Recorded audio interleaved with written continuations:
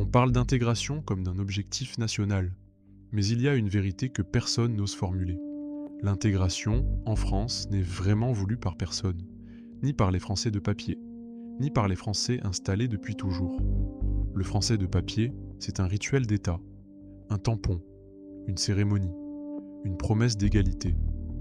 Mais derrière le guichet, il y a la société. Et la société, elle, avance à reculons. Les nouveaux Français deviennent administrativement des nôtres. Mais beaucoup ne cherchent pas à s'effacer, à se fondre, à renoncer à ce qu'ils sont. Ils veulent être reconnus tels qu'ils arrivent, pas tels qu'on les imagine.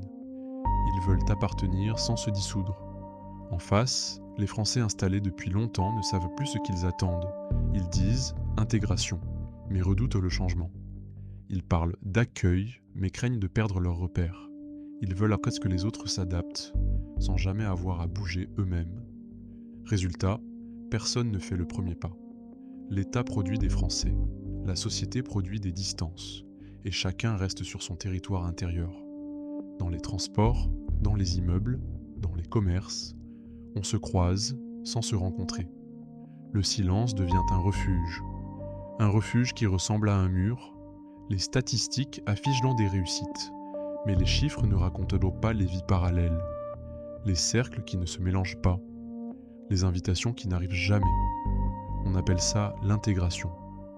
En réalité, c'est une attente réciproque.